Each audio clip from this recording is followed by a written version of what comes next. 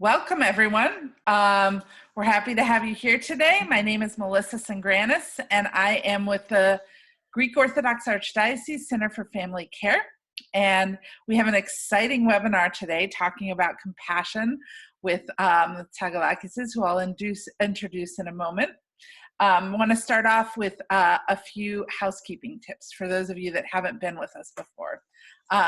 If you scroll around on your screen, at the very bottom, there's something that says, I think it's on the bottom, somewhere on your screen, there should be some little folder that says Q&A. So during the workshop, you can ask us questions. And depending on how many questions we get from all the participants, we may or may not be able to get to your question, but we'll do our very best to get through all of the questions as they come in and stuff. And then there's also a chat there, but that's not the best place to ask questions. The Q&A is the best place to do it. So we look forward to engaging with you about this topic. And just to let you know, this is being recorded. So for those of you that might have little ones running around the bottom of your feet that pull you away, it is being recorded, and in about a week we'll put it up. And when we put it up, hopefully within a week of putting it up or so, we're also going to add some discussion questions to it so that you can kind of make this workshop live on. Because what's most important about this topic is that we can continue discussing it, with our friends, with our family members, with our parishes. So take this webinar and, take it to your parish and say, hey, let's get a group together and watch it and discuss it further. So we hope that you're able to give it legs in that way.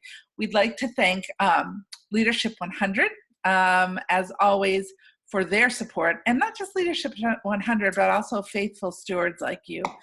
Your constant support allows us to offer these things at no charge.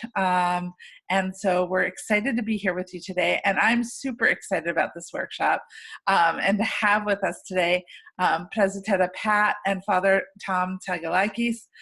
Father Tom is the priest at the Holy Apostles Church in It's by Seattle, right? It's Shoreline, Washington. Uh-huh. Shoreline. Okay, I was forgetting the specific name of the town. Shoreline, Washington, and he's also a licensed Samaritan family counselor. Presbytera Pat is she is the assistant director for the Family Wellness Center of the San Francisco metropolis, and I know you're going to enjoy listening and talking with him today. And welcome to you. Let's just dive right in with the most obvious first question. What is compassion? Well, thanks, Melissa. We're so happy to be here. Good to be here, Melissa. And, when we were talking about this before, we thought, what is the best definition of compassion? And I'm going to actually share a screen with you really quickly to show you about my and Father Tom and I's idea about what compassion looks like in words. And can you see the screen there? There we go. All right. So this is just a PowerPoint that I put up, but I'm going to show you this to say, let me just put it in presenter. Compassion asks us to go where it hurts, to enter into places of pain, to share in brokenness, fear, confusion, and anguish. This is a quote by Henry Nouwen. Compassion challenges us to cry out to those in misery, to mourn with those who are lonely, to weep with those in tears. Compassion requires us to be weak with the weak, vulnerable with the vulnerable, and powerless with the powerless. Compassion means full immersion in the condition of being human. It is not a bending towards the underprivileged with a privileged position. It is not reaching out from on high to those who are less fortunate below. It is not a gesture of sympathy or pity for those who fail to make it upward pull. On the contrary, and this is where I think it really hits home with us, compassion means going directly to those people and places where suffering is most acute and building a home there.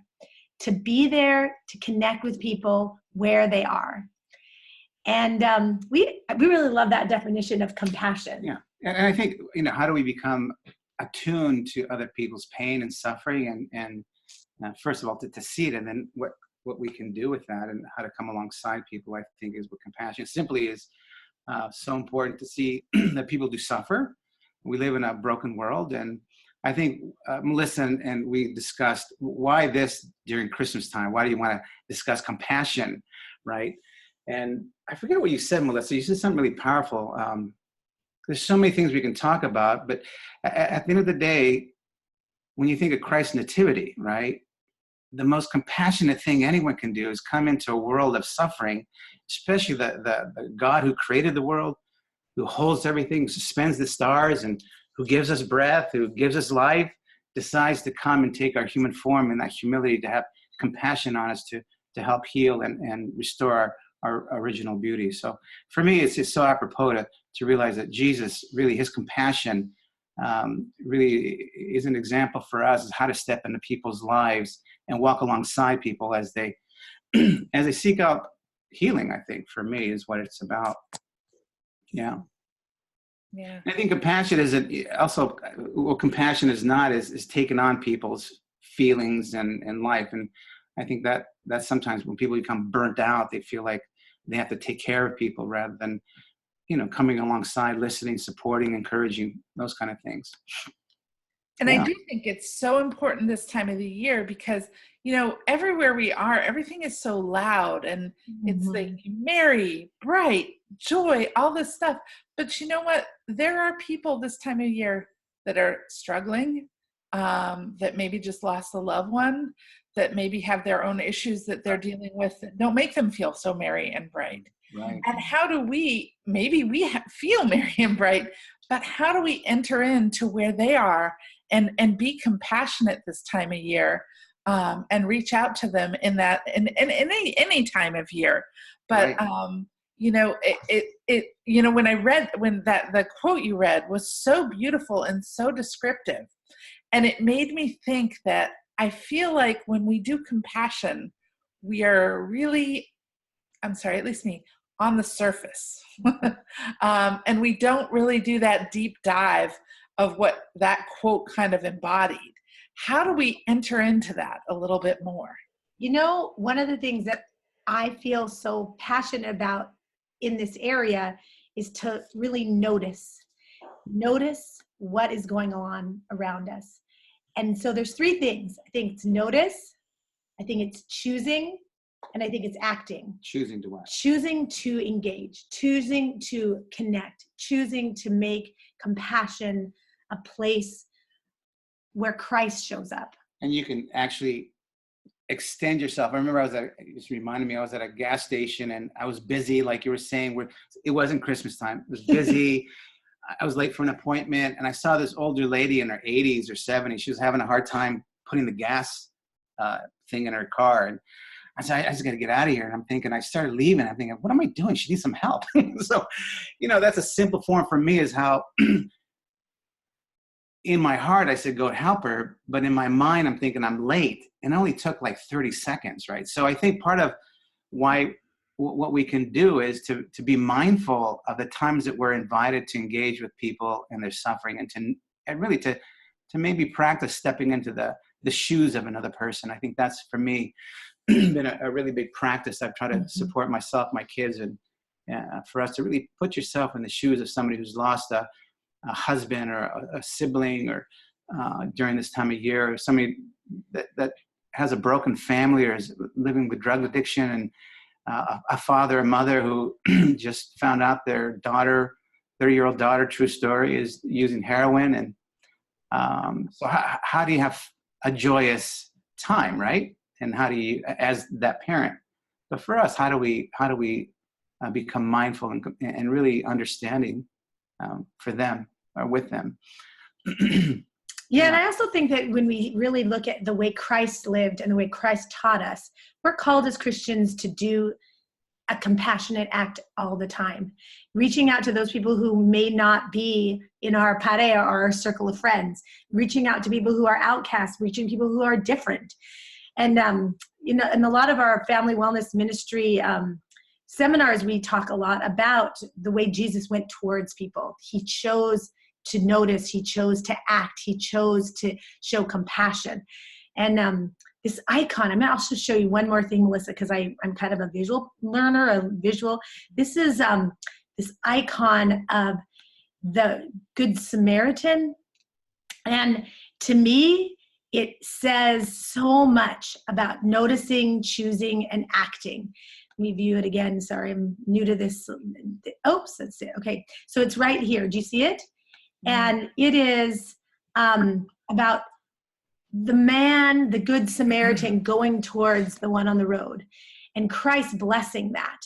And just in that visual, looking at who we are as human beings and how do we go towards, how do we notice, how do we choose, how do we act?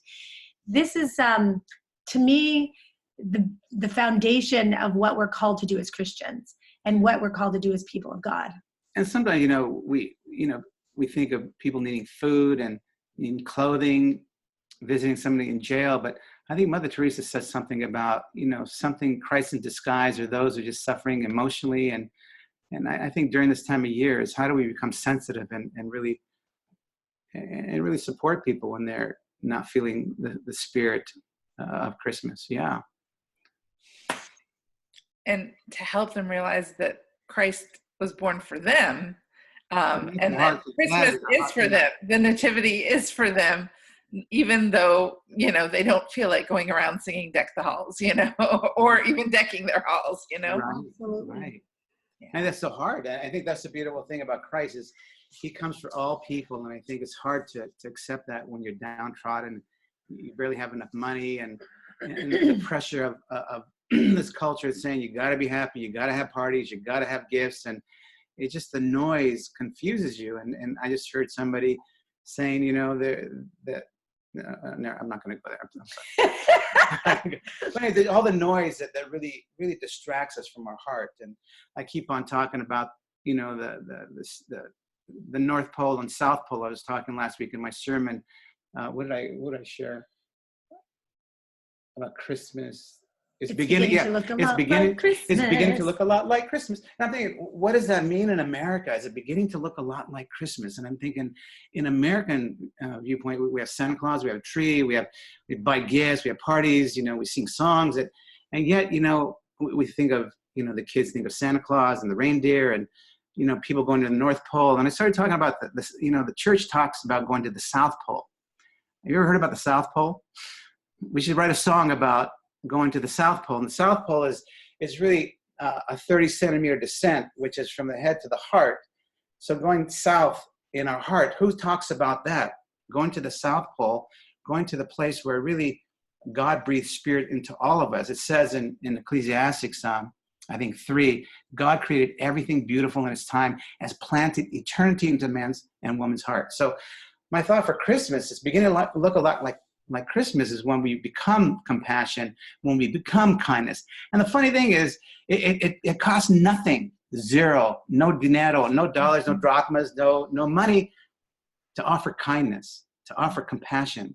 It's free, and everyone needs it, and everyone wants to offer it. I really feel, and the beautiful thing is when you see it happen, it's just a lovely thing. Yeah. That's so important, the idea of getting out of our heads, into going into our hearts. And it sounds so beautiful, but how do we do that? How do we constantly practice that and get to that? I think, at least for me, I look at my own experience, I have to be mindful. And I think, I was going to share this at the end about the story about being present. I mean, when you look at compassion, you Google compassion, you look at mindfulness, it's all connected. You look at kindness, you look at love. You hear a lot of Buddhist ideas, and very rarely does the number 1, 2 thing that pop up on Google is it orthodox. And the story I was going to share at the end, Melissa, maybe it's a good place to do now because I'm a forgetful guy. But so there's a monk talking to this younger person, and they're talking about life issues, and this person trying to realize, how do you live in this place of the heart? And this monk or this elder was saying, one way you can do it is really respond to 3 questions in life. And I'll ask the viewers to think about this and really share it, because I think at the core, if we live like this, more minutes in a day, our life will be changed. So the 3 questions are what the most important time in your life is, who the most important person of your life is, and what the most important event in your life is. And and if I ask you or other people the most important time in your life, maybe your son, or you're graduating from college, or getting married, or going around the world, or pretty soon you can go up to the moon if you have $500,000 with Mr. Tesla and he's building a spacecraft, or Amazon. But this man says, why don't you make the most important time in your life is the time you have now? So I think part of being in practicing being in your heart is being present now. It's the only place we can meet God. Yesterday's gone, tomorrow's not here. And so many of us get distracted with anxiety of the future and depression of the past. So it's really tough. So it's how to be present with me. You're in Florida. We're here in Seattle area. That's who we have, present time now. And then the second question is who the most important person in your life is. And you might say husband, wife, kid, God. And the monk said to this young person, why don't you try making the most important person in your life is the person in front of you now. Mm-hmm. I'm telling you, practice that and you see how hard it is, because we judge the person in front of us now sometimes. The third question is what the most important event in your life is. And this is where I think one of the questions we might ask is, how do you teach compassion? And I think this kind of answer is beautiful. So most of us say the event is, again, going around the world, doing your bucket list, whatever it might be. And this elder said, why don't you make the most important event in your life is the good or the love or the compassion you offer to the person in front of you now. So I think practicing prayer is becoming the prayer that we pray and being mindful of that, because sometimes we live so outside of our bodies, like a bunch of mosquitoes are flying around in our head, bouncing around.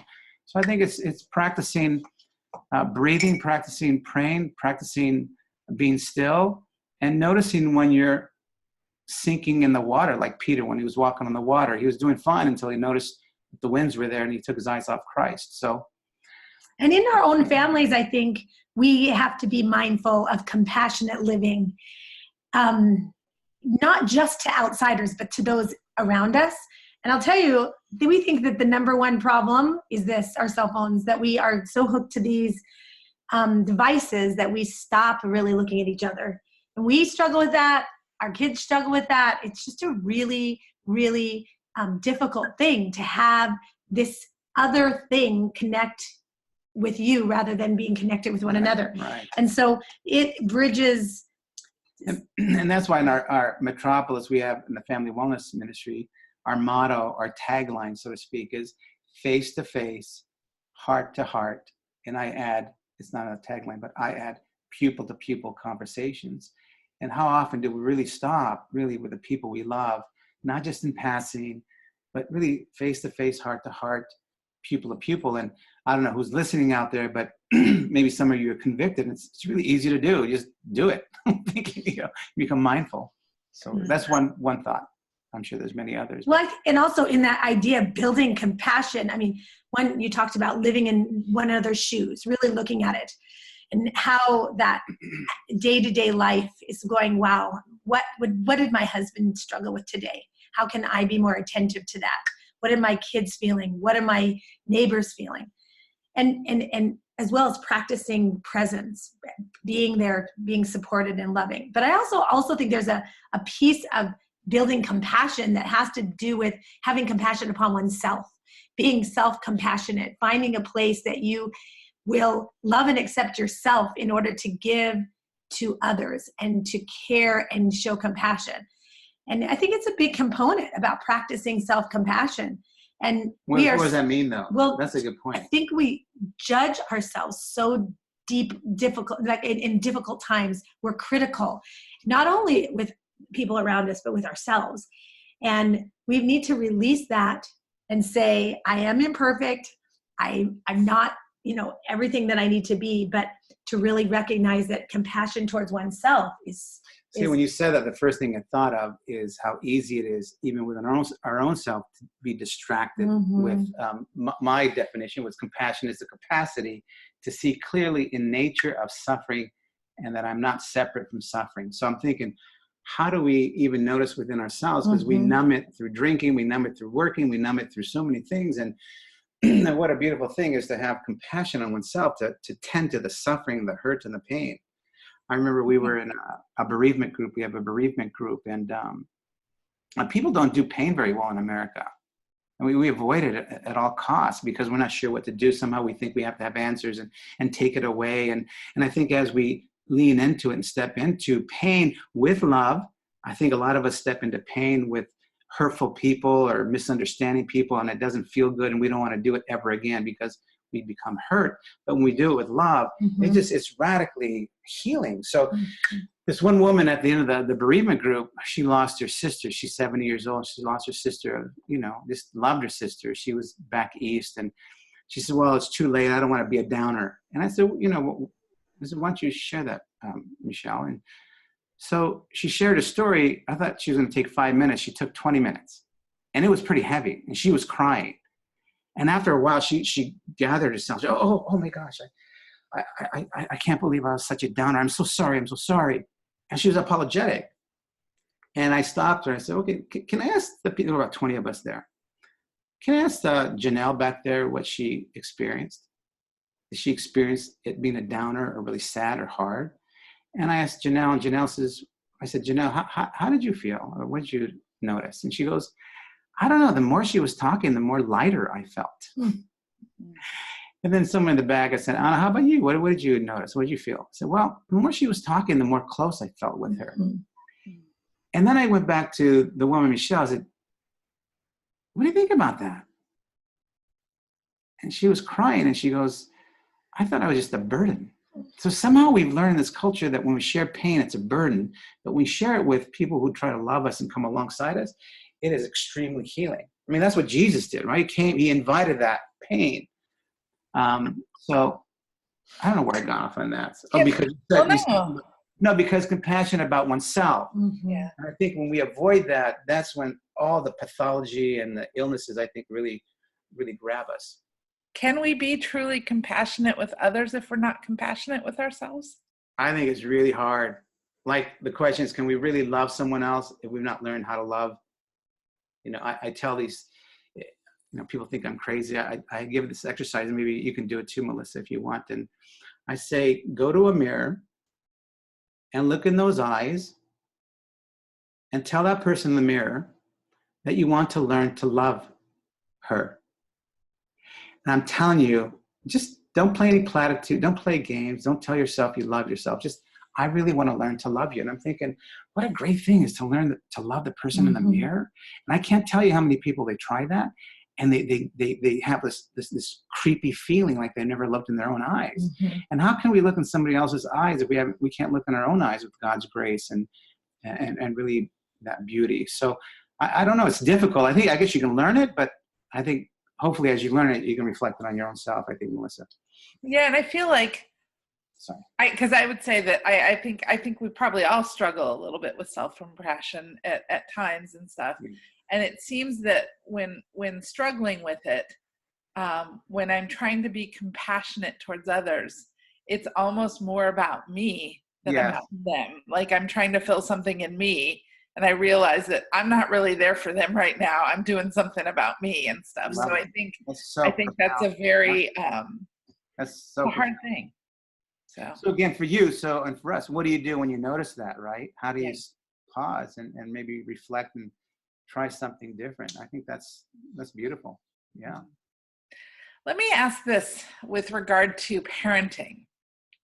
Sometimes I notice when I need to be compassionate with my son that I start off in compassion, and then I turn into the teaching mom that wants to make this into a lesson. And I'm not sure if that's right or wrong or where that's appropriate, but how do we as parents find the right balance there with that? So, Mama? Well, I think you're so right. I think this is a issue with almost every parent that you meet, is trying to find a place that you're not putting on the teaching mode, but you're putting on the loving, compassionate mode. Which you can teach in that. Which can teach in that.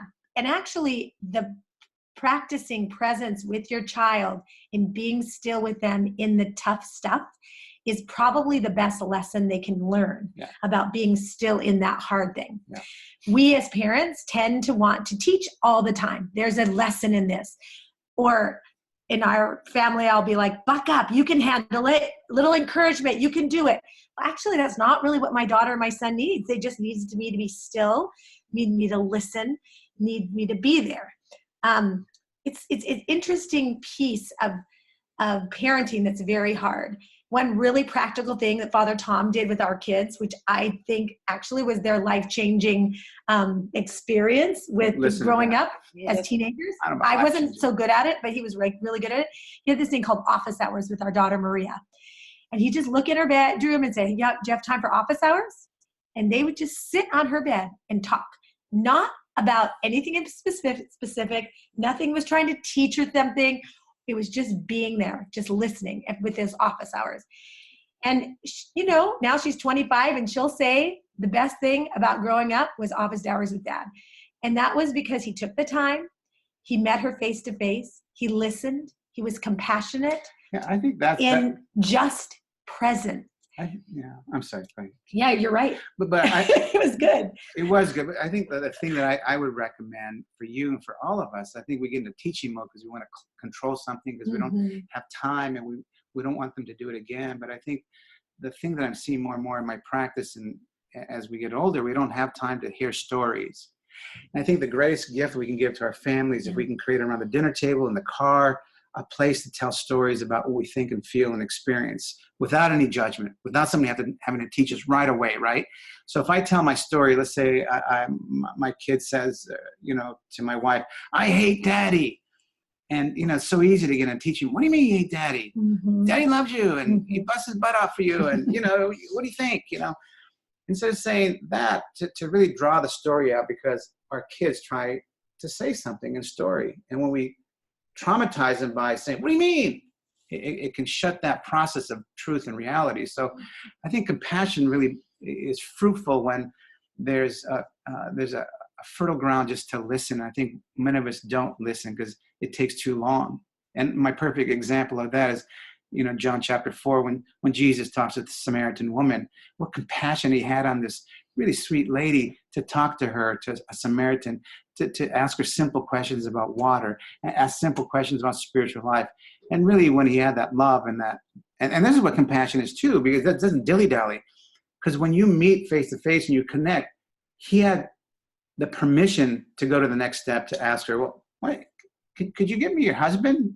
And he caught her in the lie, right? Not shamingly, but lovingly, where she was excited that she got found out. So I think, it's a long-winded answer about what my wife says is, how do we create a space to listen to story and become really curious with one another, truly curious? Yeah.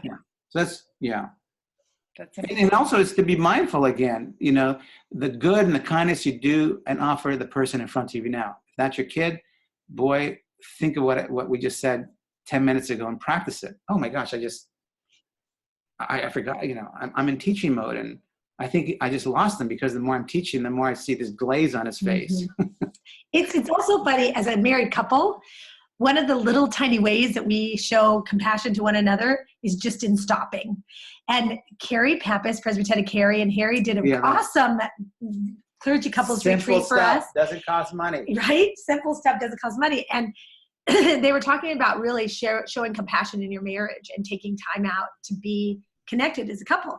And she did this thing called the 30-second hug. And we all kind of looked at each other like, oh my gosh, this is so corny. And what is this all about?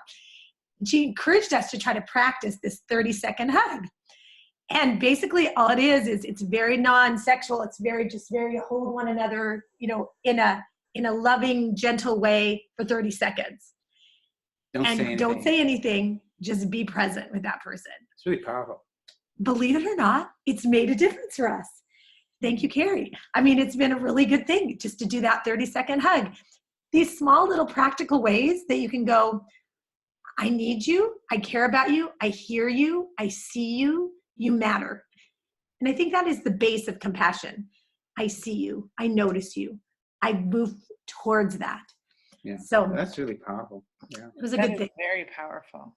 And it's interesting. I was, as you were saying, what I think the term I used, the teaching moments with kids. Mhm. When I have to confess, it's really just me wanting to fix things. Or Well, do the no. mama fix is what I want. And Yes, stuff. that's And beautiful. I Yeah. think I have to fess up to that. But that's a problem that we have. It's Mhm. also a problem that we have with our spouses and Mhm. stuff, and the idea of being present. And I think sometimes it can be a little harder sometimes to be compassionate with someone that you're that close with all the time, Right. because you're always there, Can we talk a little bit more about compassion at times when it's really challenging, or when it's really hard, or not even just in the family, but somebody that you really don't want to be compassionate towards, somebody that's not a nice person. Right. And I want to delineate clearly between situations of people not being nice and you being compassionate versus people that are abusive towards you. I don't want to create any confusion there, but if you guys could talk a little bit about that, I think that would be an interesting area to explore. I think my wife does that really well, more than I do, but I think the Lord asks us to love our enemies. And I heard this one woman, Cynthia Costas, She's talk about great. forgiveness. Mhm. I think compassion, you cannot have compassion without forgiveness, but forgiveness doesn't mean with people that hurt you, that you become their best friends and you don't protect yourself. So I think compassion, it could be just offering a smile and offering a prayer, or sometimes, I don't know. I think to the level that, because I think that's the difficulty about being Christian, is that the bar is so high. And how can I be compassionate with, my sister who had an affair with my brother, my husband, right? How do I become compassionate to that guy? And true story, and part of this woman's struggle was just not hating him. The increment of maybe not hating him, maybe 5 years, she might find another way to respond to her sister. And like C.S. Lewis said, it took 32 years for me to finally forgive somebody that really hurt me. So I think it's But really, I think that in this situation, that's a grave extreme of really difficult situations. But most of the time in our relationships, in our parish relationships, in our working relationships, there is tension that happens, and you can either go towards that tension and mix it up a little bit, or you can go not engaged. step out of that and recognize, man, that person's intentions were this, but it's coming across as that, and I'm not gonna get sucked into that. Mm-hmm. And part of that is having compassion on yourself to not get sucked into it, and also saying, I am going to recognize the intentions. Most people's intentions are good. Most people want to be in a peaceful, clean place. And relationships are messy, and we have to find a way to kind of navigate through those messy relationships with grace. And if you offer grace and you offer gratitude, those are two things that I think will kind of open the doors to compassion. And you just recognize that we all have our issues. We are all not perfect. But still, that's still a good question. I don't know if we're like, how do you do that though? I guess you have to ask yourself the question, do I want, if you don't want to, it's just a moot point. But if you want to, then to find one or two people that can support you and what that would look like.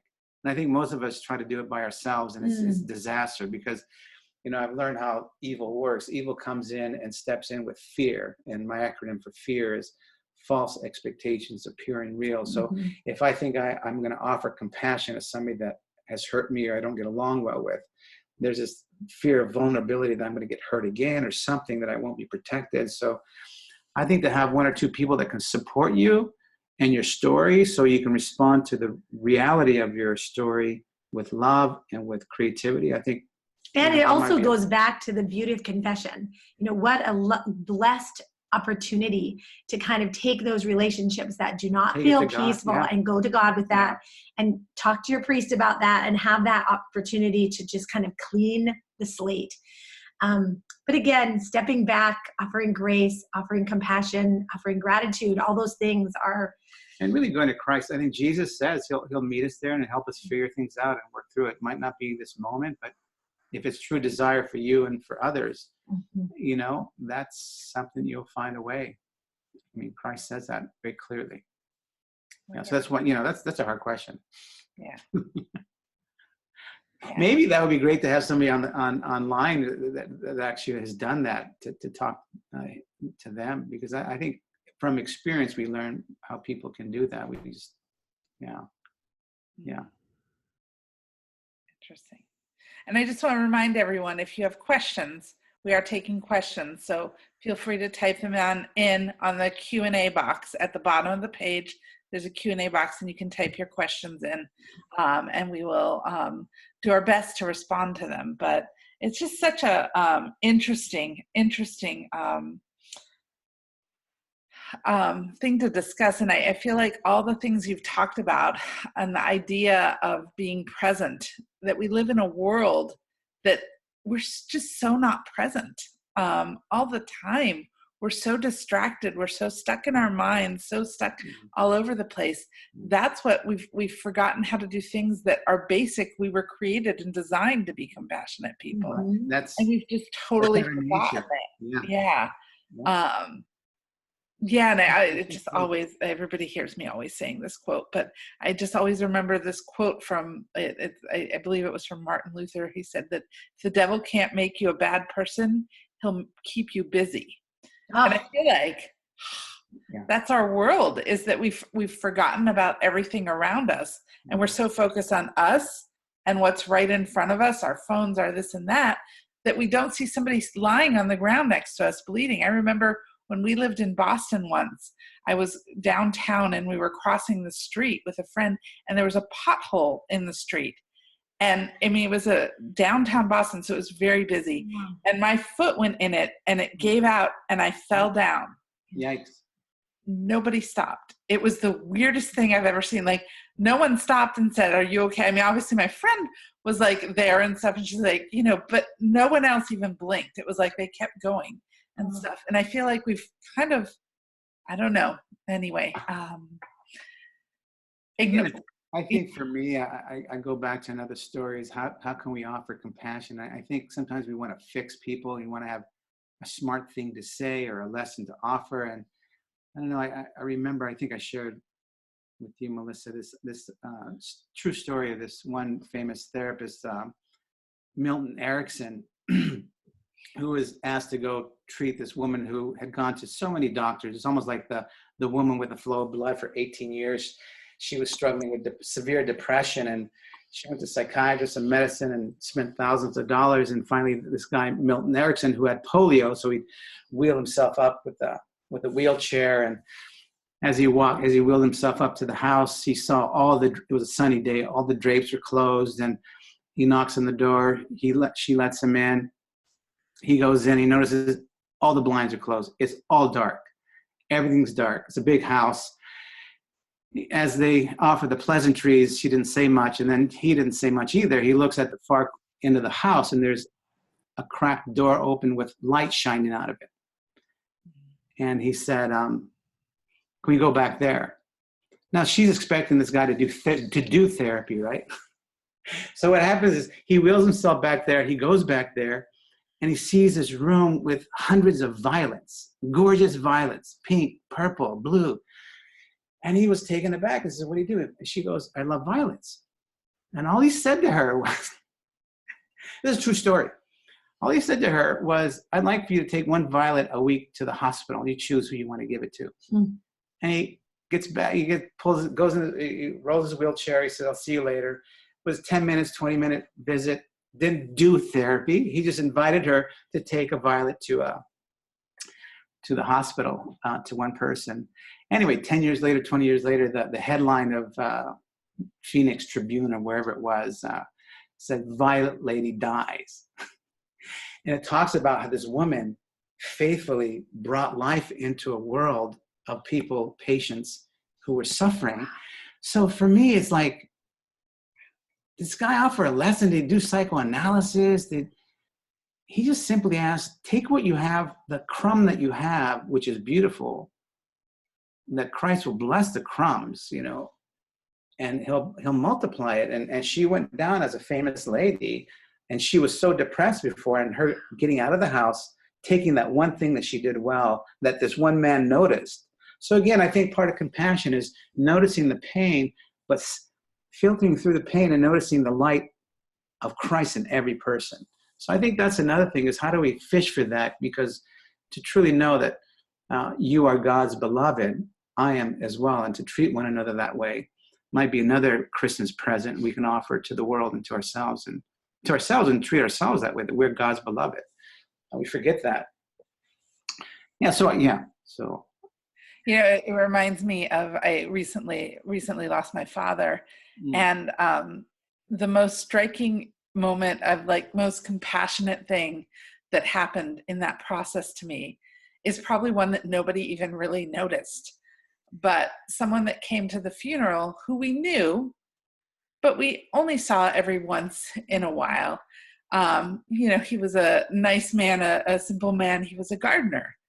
And he brought a bouquet of herbs from his garden and placed them in my father's casket. No. And up there, there was all this fragrance coming from my dad's casket. And I went, what happened? And somebody said, well, Mr. So-and-so brought this and everything. And I probably hadn't seen him in 20 years. And to me, it was the most touching thing. Oh, that is a powerful offered from what he does and stuff. It was just so beautiful and stuff. So, he wasn't a man that was going to sit down there and go on about my father or this and that and what he was like and what he meant to him, but he offered what he did. So. And I think that is the key of offering what you have within your own lives freely. Yeah. And that is when it's hard and when it's not so hard. Like, for instance, I love to entertain, right? So I'll have big parties, and for me to invite somebody over for Christmas Eve dinner is an important thing because I can do that. It's something I can do. So somebody who might not have a home, I'll invite them. But sometimes I feel like when I see a homeless person on the side of the street and I'm concerned about my own safety or how I'm going to respond, I always feel bad. Like, what do I do in that situation in showing compassion? I think it's a really big issue for all of us. Like, how do we find a way when we're uncomfortable to do that? And I tend to think about things that Father Tom has taught me in many ways just by living with him, is to look at that person in the eye, recognize him, ask a name, say hello, greet that person like they are a human being, face to face, heart to heart. And it doesn't necessarily mean that you're going to invite him over for Christmas Eve dinner.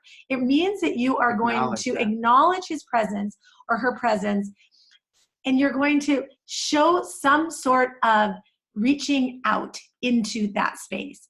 It is a hard thing to do. Granted, it's difficult for some of us, but I think what we need to do is do something that you know you can do, and then maybe test yourself to see what you can do that you're uncomfortable doing, and you want to push yourself towards doing that. That is uncomfortable and messy.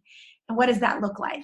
Can I say something? And pay attention, whoever's listening, you, Melissa, me, I'm telling myself this, really it's for me, is how often God gives us opportunities to extend ourselves. And how often the devil meets us at that same spot, that moment, and causes us to hesitate. And that hesitation will more often in my life take me down the road of not responding with God's grace and love, because I'm too busy, it's not enough time, I'm going to the hospital, I'm doing this. And in the moment in front of me, face to face right now, for 10 seconds, I can honor somebody or love somebody or be kind to somebody, and I choose not to. So I think, this Christmas time, the season is to become really, offer the gift of presence, to really practice for the next, how many days, what is this, the 13th? So 12 days a tick, Christmas. My true love day. So practice. I'll challenge whoever's listening, to really be mindful of paying attention to how often you have opportunities to give compassion and you choose not to. And not to get mad, but just to notice and maybe pick one in the next 12 days where you practice and practice and practice. And also, I think another question was, how do we teach compassion? I think around the dinner table, like we said, around the dinner table, in the car, when we show examples and we talk about it with our kids and families, our husbands and wives, that would be such a beautiful thing, so people can know that it's an interest and important thing in our families. Oh, I've got one that's kind of an interesting thing. I'm a teacher, and one of the issues that comes up a lot is kids get their feelings hurt. Something happens, somebody hits somebody accidentally or Oh, I like purposely, I and know what we you're gonna say, say I'm sorry. We tell the kids, say I'm sorry, and then we just let it go. Okay, you said I'm sorry, and we gotta maybe rethink that. Pushing kids to say I'm sorry. I think we need to push our kids and our students to actually do something to show that they're sorry. And one of those things that what I'm really trying to do with my students is not just have a conversation, but I'm going to ask that you think of a way that you can really show Johnny that you're sorry. How are you going to do that? How are you going to show them? Not just say it. Yeah. And that's kind of planting those seeds of compassion and kindness as children need. So, And even on Forgiveness Sunday, how often do we, at least our church, we go around the Mhm. church, forgive me, and we greet everyone, and it's almost become like a routine technique. And I'm thinking, I've been trying to preach, what do you want to ask forgiveness for, and what do you ask forgiveness from, and be specific. And then I like this idea: how are you going to show that You're sorry. that you're sorry, that you want to ask Mhm. forgiveness, or Wow. I like that. Can I tell you I'm sorry? You can tell me I'm sorry. We have a question that came in, and actually I think we kind of touched on it a little bit, but let's see if we can have anything more to expand on. It says, God gives us situations that are for our own salvation with grace. The other day, I ran into a homeless person in the laundromat. I know I should have engaged him, but he smelled so bad, all I could muster was good morning.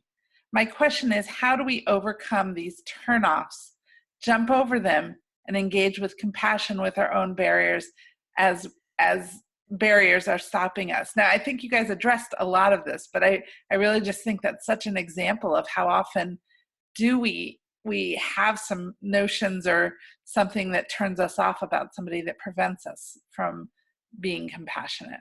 Again, I think we all have to know our personhood. So for me, when she said, I know I should have engaged him, I don't know who this person is, but if you're still listening, I'm thinking, what a blessing. You engaged him. Mhm. You engaged him. You honored him by saying good morning. And it's still difficult to go the next step. I don't know what the next step you would want to go in a laundromat with a stranger that you don't know. So I think that is a big thing.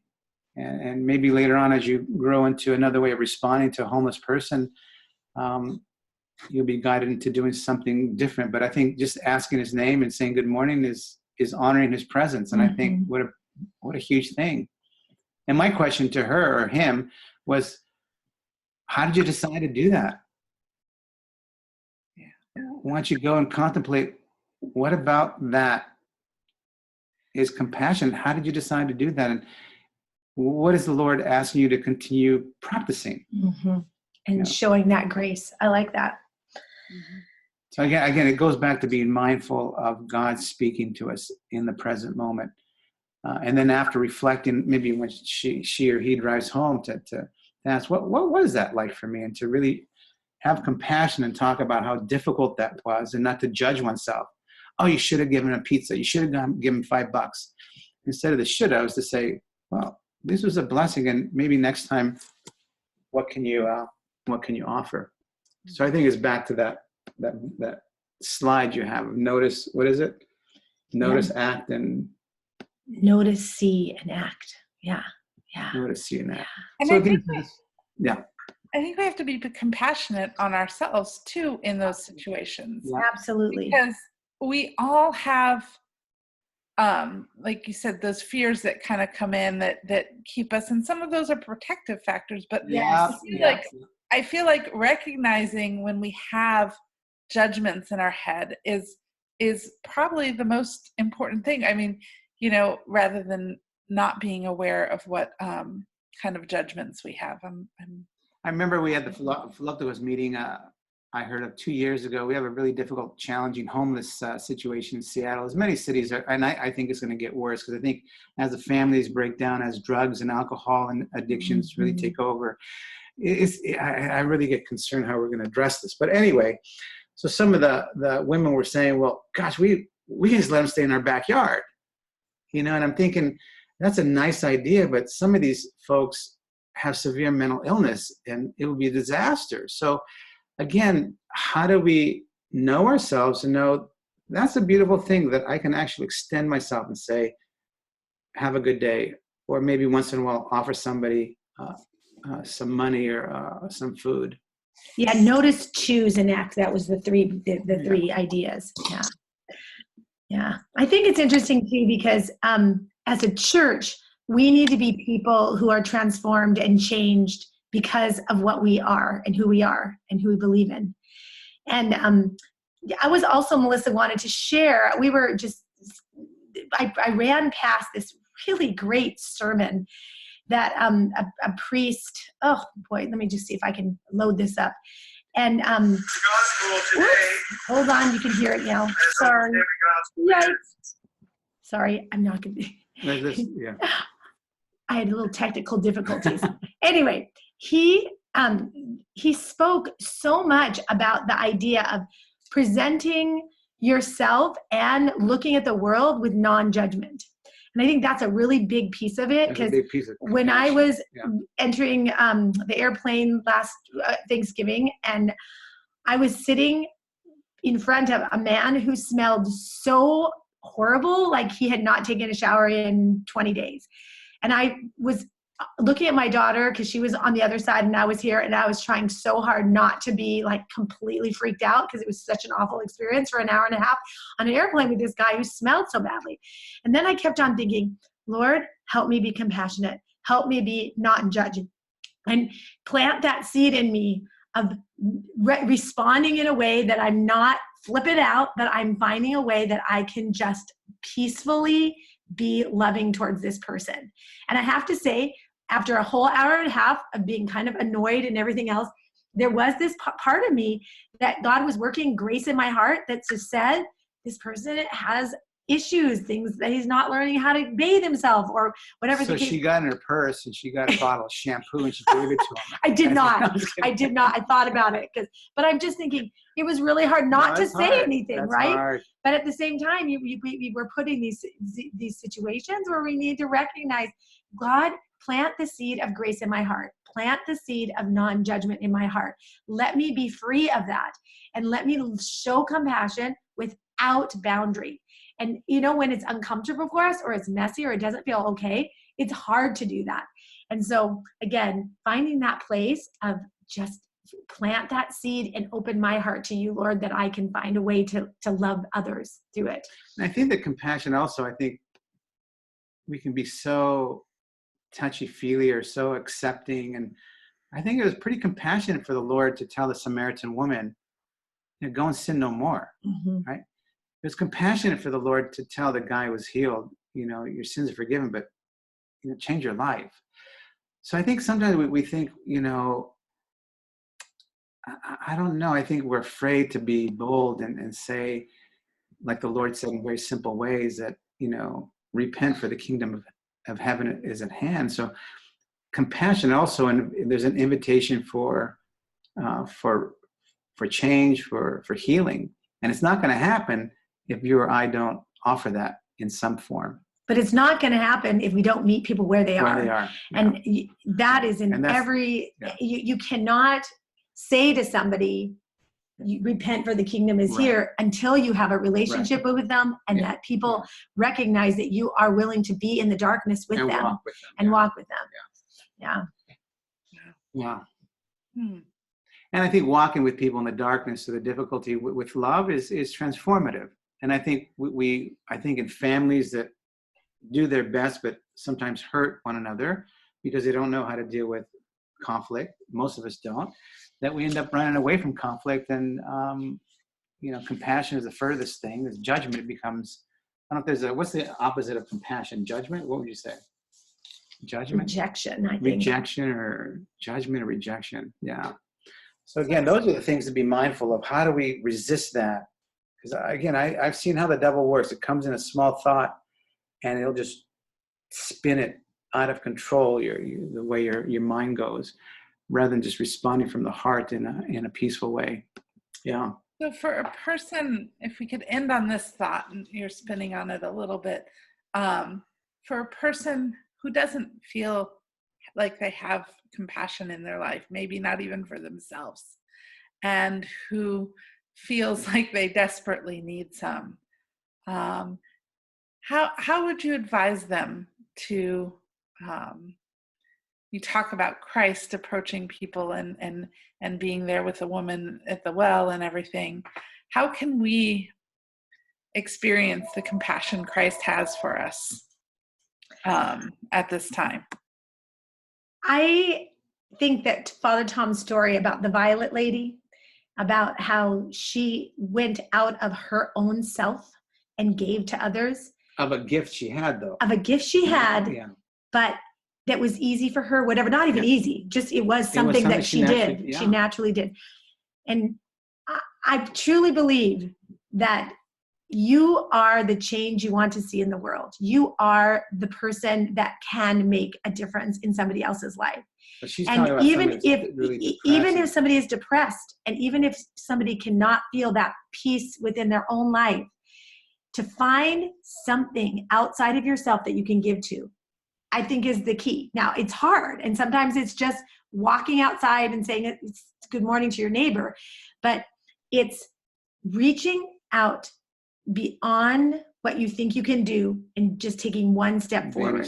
Baby steps, because it is so hard to be in that really stuck place. And of course, there's people who really need to find a good therapist and find a connection with a priest and find a community that's going to help them through those things. But unless that first step is taken, you can never move forward in building that peace and compassion in your life. And I think also it's really asking yourself, do you believe in a God that creates yuck or depression or sin? I think we believe in a God that loves us so much. And how do you realize that the evil one wants to distract and distort that? So I think it's finding a way in your book of life to know and honor one beautiful thing about who you are, and just to thank God for that. And it might be something very small. I remember this lady that was so tormented by depression. She said, I can't do anything wrong. I can't do anything right. And she had these glass case, and she had the Velcro wasn't stuck on it. And she threw it on the ground in my office. She said, I can't even fix this. I've been wanting to fix this for 3 years. So I said, here's what I want you to do. We finished our session early. I gave her $5 or $2. I said, why don't you go get some crazy glue and just glue it? So she went and glued it. And it's something about that event that kind of opened up space that she can do something, right? So the devil wants us to convince us that we're nobody, we're not good enough. And before you know it, that's our narrative. And we have to remember way back somewhere where we can recall at some level the honoring of and dignity of the human person. For me, that's what Christmas is about, is really knowing that within our heart, everyone, we're created in God's image. And some people can experience that and feel that and know that. And for some people, it's difficult. But just to maybe find a way to breathe and to know that there is an experience that you've had that was filled with light or some kind of tenderness can be helpful. Yeah. Well, this has been awesome. Wonderful being here with you all. Do you have any final thoughts before we close right now? I don't know. My thought is, I don't know, for people to take what Melissa, Presbyter, or I said, just one thing. And I think I always don't it's like an hour information that doesn't lead to transformation for me.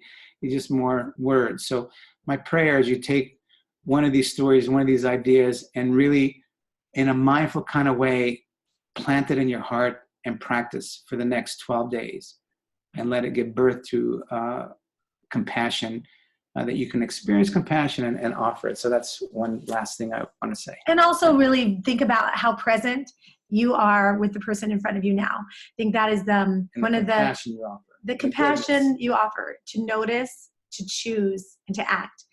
Those three things are going to change lives if we actually were really considering how we can practice those on a daily. And life is difficult, and not stop bashing it. Just stop judging. That's one thing. Stop judging. Thanks for having us on. It was Super fun. so good to see you. Thank you for including us. I can't thank you both enough. Just in closing, again, want to remind everyone this is being recorded, and we will put it up in about a week. We'll post it up through our Facebook page, and it'll be available. And we'll eventually be marrying some questions with that, so you can continue the dialogue in your parishes. We want to wish you all. We want to wish you all a Merry Christmas and a beautiful New Year, and may you be filled with compassion during this season. Thank you both for the inspiration. So thank you. Thank you. Take care. God bless you. Thank you.